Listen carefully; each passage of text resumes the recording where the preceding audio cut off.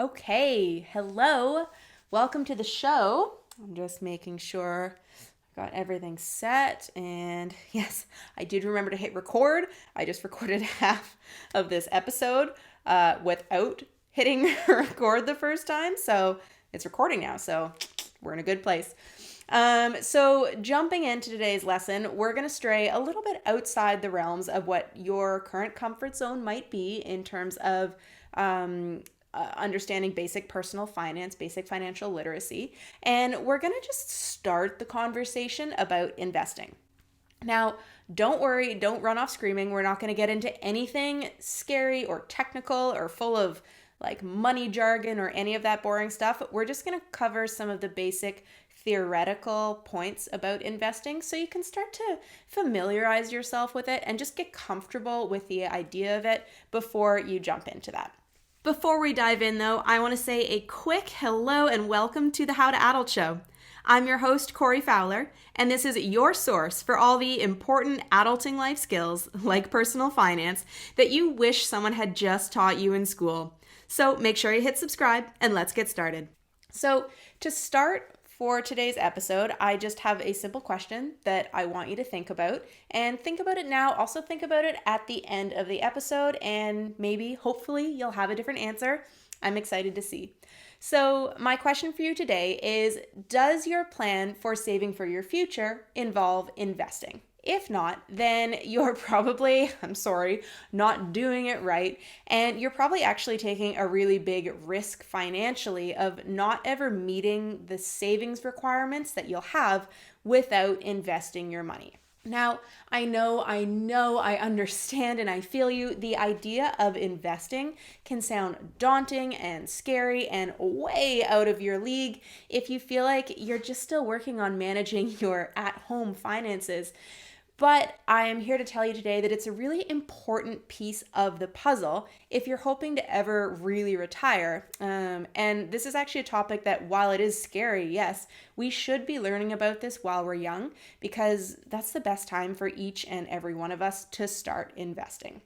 I don't mean like when we're kids, but I mean like when we're young adults. So today's episode is not going to get into any of the how to invest or stock market tactics, nothing technical at all, really.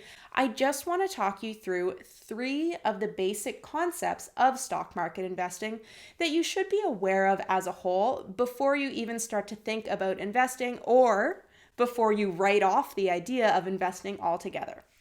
So this is going to be a really quick and straightforward lesson in today's episode, because if you're new to the idea of investing, I absolutely do not want to overwhelm you with information and financial jargon. So buckle up, turn off any distractions just for the next few minutes, please, and let's go over the 3 things that you need to understand about investing. Lesson number 1 that you need to understand about investing in the stock market is that it's actually a really integral piece of the puzzle for planning for your future and making sure that future retirement you is taken care of properly. Really, you hear people talk about saving for your future, and the term saving for your future should really actually be replaced with investing for your future, because the two go hand in hand.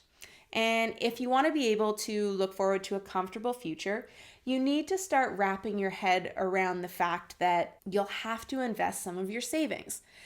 When you take into account factors like inflation and the relatively limited amount of money that people end up tucking away over the course of their lives, it's really the only way to make sure that you have a sizable nest egg to take care of yourself in the future. Now, I'm going to use my grandparents here as an example. My grandparents retired just before they turned 60. So let's say they started their careers at 20. This means they had 40 working years if they retired just before 60, and now they're in their mid-90s. Now, that's almost another 40 years that they've been retired for. So without even taking inflation into account, we're just going to box that up and put it over here for a while, which in real life, of course, you have to take inflation into account.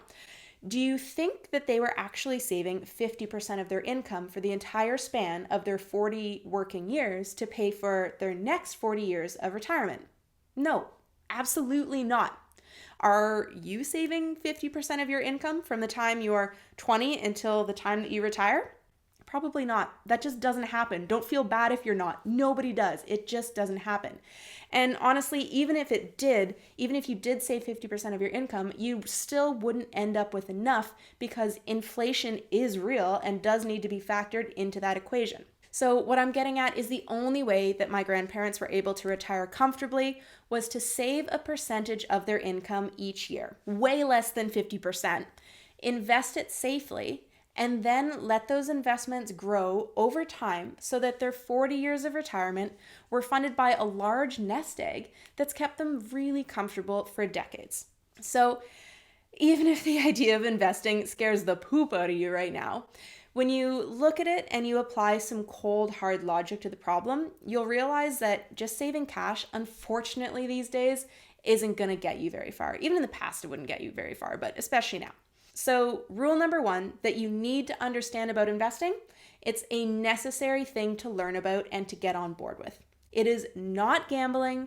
It's not only for bankers. It's not only for men or for wealthy people. Absolutely everyone should be learning about investing in their financial education. And instead of saving for our futures, we should all be taught to start investing for our futures. The second thing that you need to understand about investing is that time is your best friend when it comes to investing and taking advantage of the magical powers of something called compound interest. Now, I recently asked you all on Instagram, what financial questions do you currently have that you wish you'd been taught in school or at home? And a ton of you answered with a lot of questions along the line of when you should start saving and investing for your futures. And the cut and dry answer to that question is today. If you're not already doing this, then you should start today. Today is always better than tomorrow. The idea behind this is that the younger you are when you start in saving and investing, the more money will do the work for you. And it will grow and grow without you having to contribute as much to your savings accounts over time. The idea behind the start today answer to when you should start investing is because of this magical thing called compound interest. Compound interest is when your principal amount, that means the amount of money that you contributed to start with, earns interest. And that interest is then added to the principal. And then you earn more interest on the new, larger amount. And then that earns interest, and so on and so forth.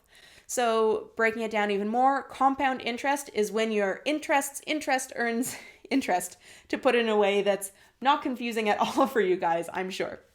Seriously though, when you actually run models around this over long time periods, and I'm talking like 40 years, which is very conceivably your working lifespan, that all starts to add up, and it starts to add up really quickly.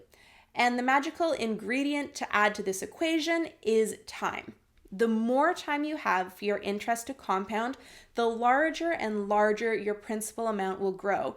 And this is how people end up with millions of dollars of retirement savings, even if they never came remotely close to earning millions of dollars in their working lives. So I'm going to walk you through an example of how just compound interest itself works in a retirement investment account. And we're going to use imaginary Susie as an example here. Let's say Susie is 30 years old. She's been working since she was 23, and through contributing to her retirement account over the last few years, she's grown that account to contain an impressive $100,000. Now, let's say Susie never contributes another dollar to that account. Life gets in the way, she forgets about it, and she never saves into it again. Coming up next, 30 years later, Susie remembers the account, logs in, and is blown away by seeing that her $100,000 over the last 30 years has grown into just shy of $1.5 million. Now, to break this down even further for you, I have to note this example is assuming a 9% rate of return, which is honestly just below the average rate of return from the last 30 years that I'm using in this example. And this is what a lot of the baby boomer population, at least those who are able to invest money, experienced. And that's how there's so much wealth kicking around in that generation. Now, the assumption that we make through running examples like this, and I want you to understand this, is that the rate of return achieved by the stock market during that time is a specific amount. And I'm not an investment advisor, but it's always better to be conservative when you're running numbers like this for your own life. And personally, when I run my own numbers, I'm very conservative and I don't use a 9% rate of return. I use a lower percentage. Lots of people do use higher rates like this though, and we can't really even say that they're wrong because that has been the reality for the last 30 years and also for other periods of time before that as well. The stock market always goes up and it always goes down, but over time, the idea is that it always steadily goes in an upward trajectory. And that's why we always talk about investing as being a long-term game to play. We're always talking about what your money will do over the next 30 years of interest compounding at 9%, not over the next 2 years of the market fluctuating up and down multiple times. Now, going back to the example.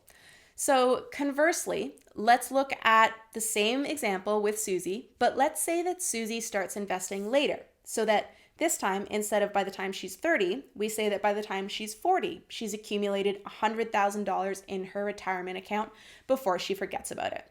Again, it still earns a 9% rate of return, and she still remembers it when she turns 60. So this time it's grown for 20 years unattended instead of 30 years unattended. Now, in this model, her account would be just shy of $700,000, which is less than half of the $1.5 million she earned over 30 years. And this is how compound interest is the most valuable tool that you can use when you're planning for your future. And this is why it's best to start not only saving for retirement, but also investing for your retirement when you're as young as you possibly can be. That money will work for you over the years, and the more time you give it, the better the return will be. So overall, to give you a recap, the second point that I want you to understand about the process of investing is that it works through the power of compound interest, and it's best to start while you're young to take full advantage of that. So now that you've wrapped your head around the importance of investing and the general theory of how compound interest works, the third and final point that you need to understand about investing for your future is that using the stock market and investing in the stock market is not gambling unless you use it like a gambler. So let me explain. There are multiple ways that you can invest in the stock market. And unfortunately, the way that you hear about the most often, and that's because it makes the most interesting stories and headlines, is called speculating. And what speculating is this is when a person picks stocks based on their own assessments, and then they try to predict what the company and the corresponding stock will do.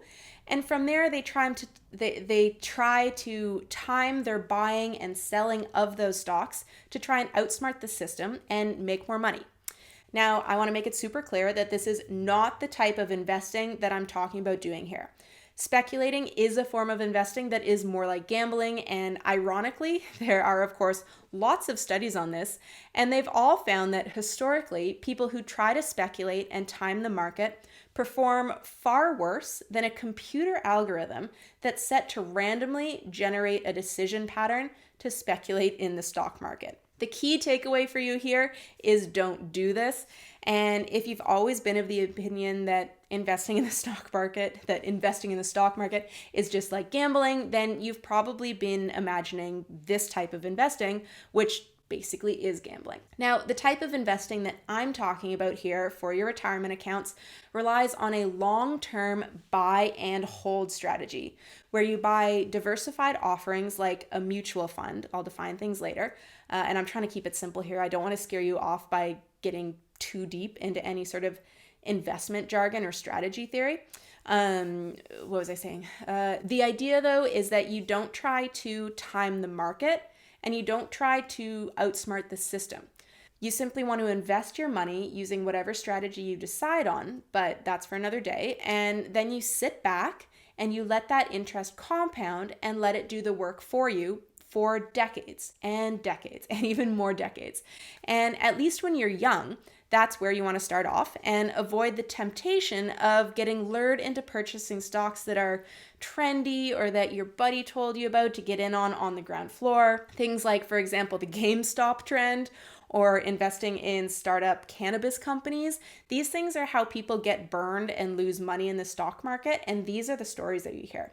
So even if, yes, sometimes you win the money, decades worth of statistics show that as a whole, compared to a simple buy and hold strategy, you lose money if you're speculating, and you just can't beat statistics. Even if right now you're designed to think that you're smarter than the system, statistics say that you're not. I am so sorry to tell you that. Just be smart and accept that you are not smarter than the system. You cannot outwit the stock market as a whole.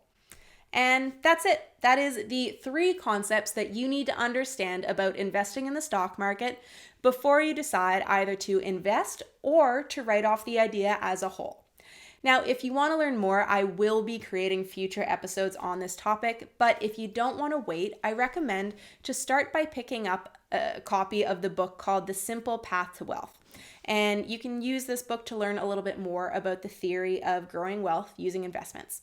Next up, if you want to start investing, but you still have to work on getting your financial ducks in a row first, I recommend, you've probably heard me say this before, but I recommend signing up for the free 7-day mini course that we're currently offering at the How to Adult School. I'll link the sign up page for the course in the description for this episode. And as always, you can also find it on the show notes over on the blog. As always, I love to hear from you. So if you have any questions or comments, please go ahead and drop them in the comment section for the episode. And if you're loving the show, please go ahead and click subscribe, and don't forget to leave me a review on Apple Podcasts if you're really enjoying. So thank you so much for tuning in to today's episode. I am your host, Corey Fowler, and I will see you right back here next Monday with a brand new episode of the How to Adult Show.